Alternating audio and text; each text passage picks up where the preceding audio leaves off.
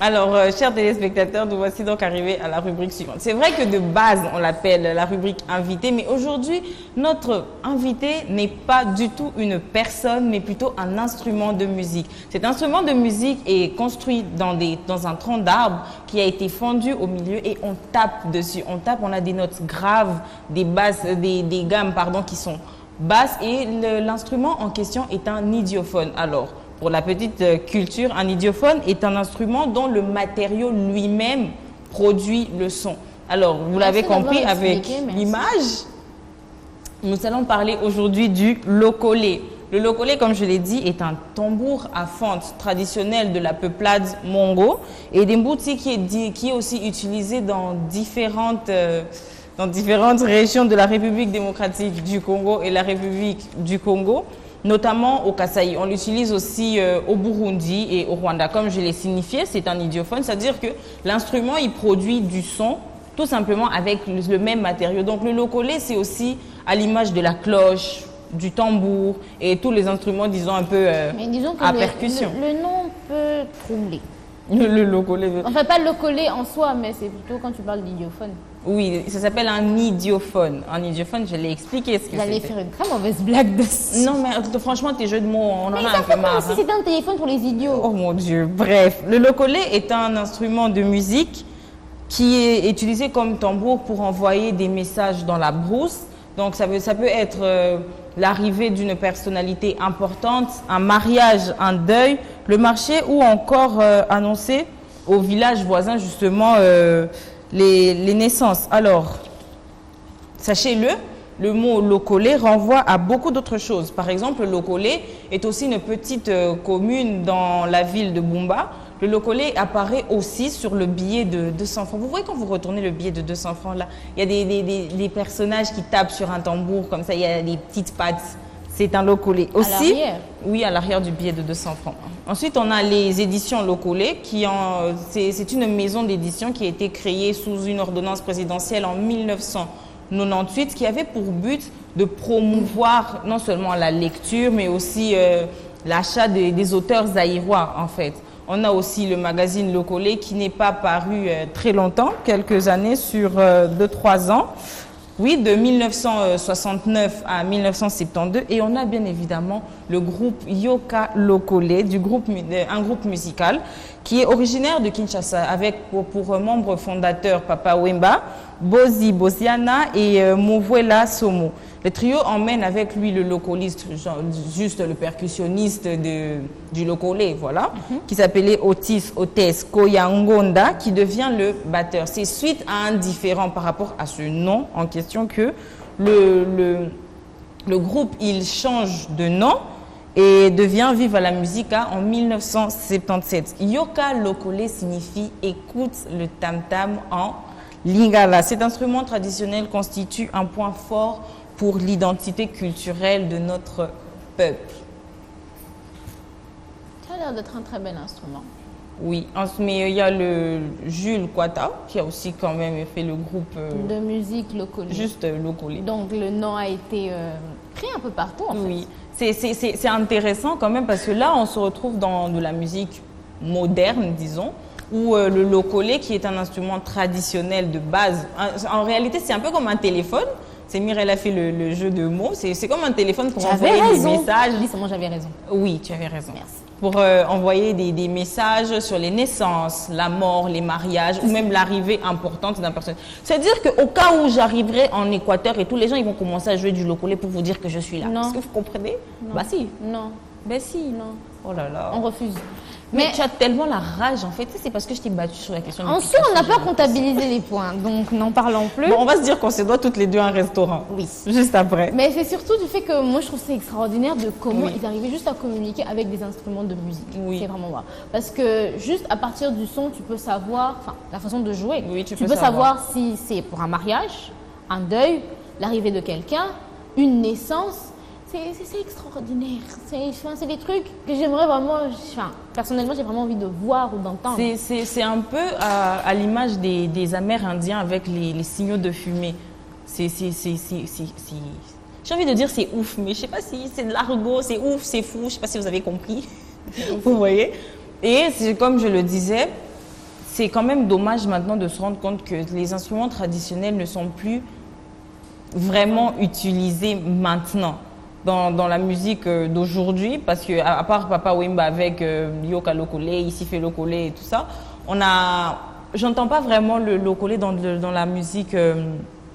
Dans la musique de maintenant, oui, dans la musique moderne, maintenant, on a plus des percussions, des guitares acoustiques, on a des synthétiseurs et tout ça, mais le lokole en soi, ce n'est pas quelque chose qui est utilisé et ça fait partie de notre patrimoine culturel.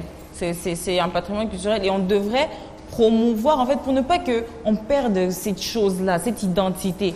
Je sais que quand on parle d'identité, de culture, on y revient très souvent.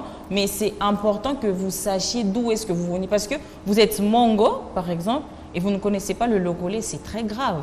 Parce que c'est l'instrument en question est de là-bas. Il a vraiment commencé là-bas, comme je l'ai dit au tout début. C'est un instrument de la peuplade Mongo. C'est-à-dire que c'est chez les Mongo qu'on utilisait plus le lokole. C'est un instrument qui a un son très grave. Mais par exemple, pour voir le lokole, il faut aller au département du patrimoine à l'INA. Donc, c'est plus vraiment quelque chose que tu peux voir couramment comme ça. Parce que personnellement, si je puis dire, c'est un instrument que je n'ai encore jamais vu. J'ai vu les tam-tams, ça, je pense que tu en as vu aussi. Oui, quand même. Je ne sais jamais avec toi. J'ai vu des tam-tams, j'ai pu voir plusieurs instruments. Il y a des flûtes qui circulent à gauche et à droite. Les guitares, même, n'en parlons pas. C'est devenu monnaie courante.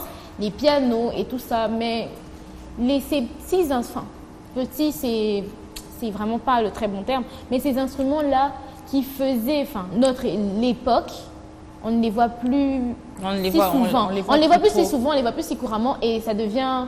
Après, moi, je me dis, est-ce que la question que je pose, et je me permets aussi de la poser à nos téléspectateurs, peut-être qu'il y a des connaisseurs de musique, qu'est-ce qui fait qu'en réalité, on n'utilise plus ces instruments? Sont-ils passés de mode? Ou alors, le fait juste qu'il n'y ait pas de personnes pour nous apprendre joue sur le fait qu'on n'utilise plus les instruments en question?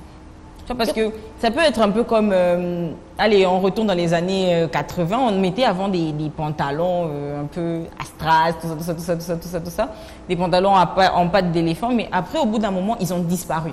On ne les mettait plus.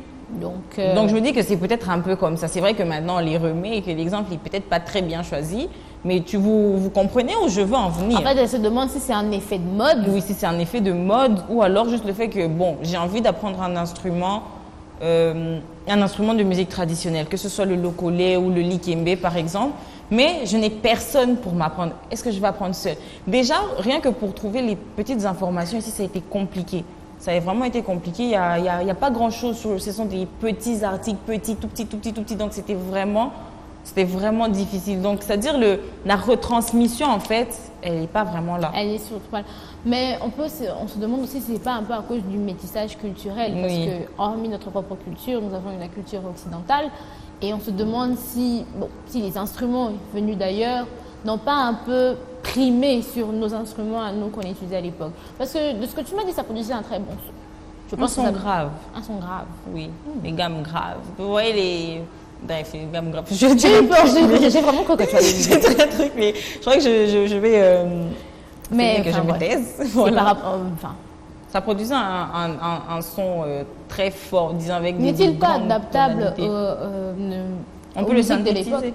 Le synthétiser. Le synthétiser, je ne sais pas. Hein, peut-être, pourquoi pas, on pourrait. On aurait dû en amener un, tu allais danser dessus. Mais qu'est-ce que tu vas vouloir me voir danser? Je ne te comprends pas. En fait, je me dis, tu vas danser et tu vas tomber. Donc, ça va être drôle. Je ne suis pas si maladroite que ça. C'est vrai que j'ai des problèmes de coordination, mais ça passe. Donc, tu dis que ça peut être aussi un métissage culturel.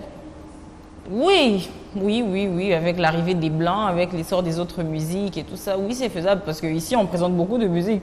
On a présenté le rock et la dernière fois, tu as présenté un groupe, le Coldplay, de pop rock. Là-bas, il n'y a pas de lokole. C'est ça. Il n'y a pas de tam-tam. C'est un groupe britannique aussi, ils ne connaissent pas le lokole. Mais c'est justement ça, c'est exactement là où on veut en venir en fait. Il y a aussi le métissage culturel qui joue un grand rôle. Mais comment faire pour que de ce côté culture de chez nous ne puisse pas disparaître? Parce que si on perd notre culture, on perd totalement notre identité. En fait, il faut juste, personnellement, je pense qu'il faut juste faire comme ce que font la plupart, ce que font les autres. la perpétuer. Trouver un moyen, en tout cas, de la perpétuer, de la conserver et ne pas laisser celle des autres primer sur la vôtre. Oui, c'est vrai, c'est vrai. C'est surtout ça. Parce que, d'accord, vous allez la protéger, mais s'il n'y a personne pour la perpétuer, en tout cas, après ta génération ou la génération de tes enfants, ça risquera de s'arrêter. Plus personne ne connaîtra. Ça finira comme une petite relique en soi. Ce sera juste comme des petites reliques qu'on voit dans les musées. Et la chose va finir par mourir. Va finir par mourir. C'est vraiment ça. C'est-à-dire, on sera en fait en Europe, mais là où il fait chaud et que là où il fait chaud et que les gens ont la peau foncée, les cheveux crépus en réalité. Mais c'est ça. Donc la perpétuer, la protéger et donner plus d'essor à la chose. Oui, on a quand même un ministère de la Culture qui est censé servir à ça. On peut faire des conventions, on peut organiser des festivals, on peut faire beaucoup de choses qui feront que nos instruments ne puissent pas se perdre. Tu vois, parce que après je me dis d'un côté aussi le métissage culturel, c'est bien parce que si ça se trouve, peut-être que je serai là devant vous avec une robe à raffia. Imagine un peu. Exotique. Oui, imagine un peu. Donc, c'est pas si mal. Alors, chers téléspectateurs, je me permets encore une fois de vous poser la question. Vous, qu'est-ce que vous en pensez? Est-ce qu'il serait possible que le locole revienne dans, disons, notre symphonie musicale? Ou est-ce que l'instrument, il est vraiment voué à mourir, pardon?